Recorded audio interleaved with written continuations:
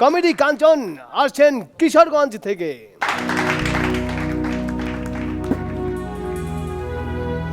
বাহ, মাই গড।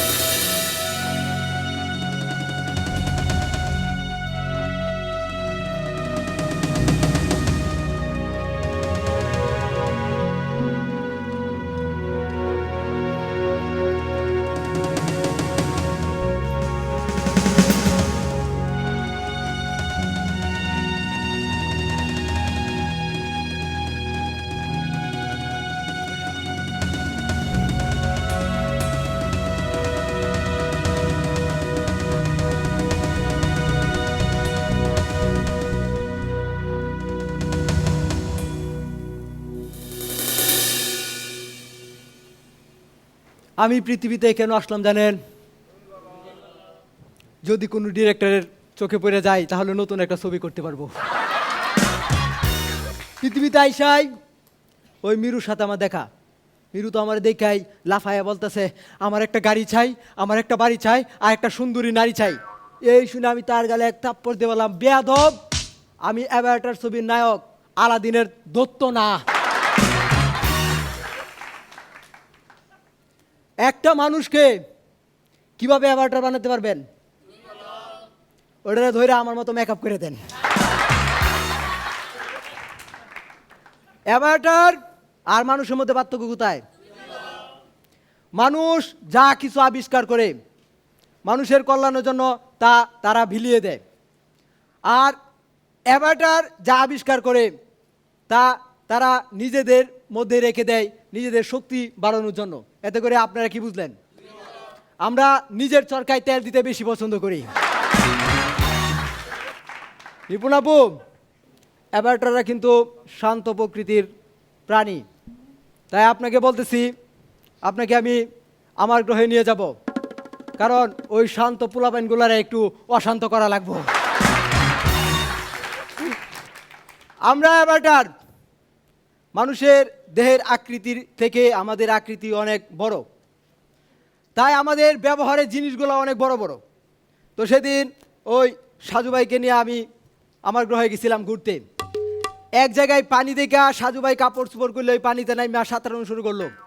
আমি বললাম, ভাই আপনি এখান থেকে উঠে আসেন, এটা তো আপনি সুইমিং পুল মনে করে সাঁতারে যাচ্ছেন, আসলে এটা সুইমিং পুল না, এটা আমাদের কোমর। জোকস বলা শেষ। তো আপনাদের কাছে আমি একটা কথা বলতে চাই, ওই আপনাদের ডিরেক্টর হাসান সাহেবকে যদি আমাদের গ্রহে নিয়ে যাই তাহলে আপনাদের কারো কোনো সমস্যা হবে বা আপত্তি আছে? কি ভাবতেছেন আপনারা যে তারে দিয়ে আমি ওই একটা হাসোর মতো একটা রিয়েলিটি শো প্রোগ্রাম বানাবো? আরে না, আমাদের গ্রহের বাচ্চা পোলাপাইন জীবনে কোনোদিন টাক পাতা মানুষ দেখে নাই।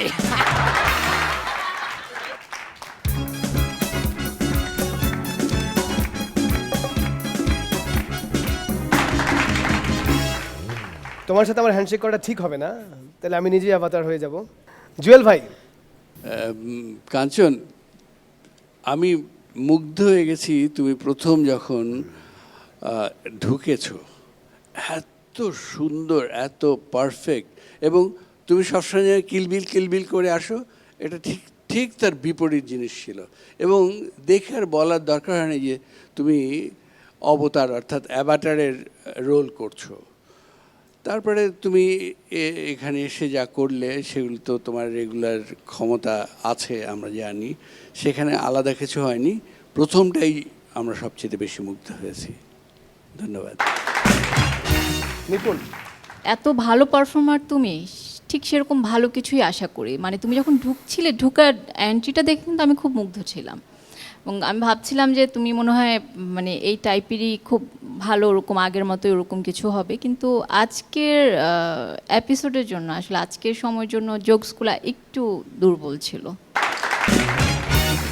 মাজার ভাই।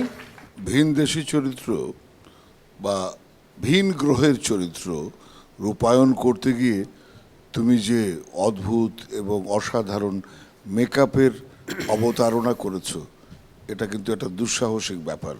সব কিছু মিলিয়ে একটা দারুণ আবহ তৈরি করেছো তুমি। তো সেই দারুণ আবহাওয়াটার মধ্যে যে রম্য কথনটা কোথায় যেন একটু নড়চড় হয়ে গেছে। ধন্যবাদ তোমাকে। তার মানে দাঁড়ালো মানুষের চেয়ে অ্যাভাটার পাওয়ারফুল না।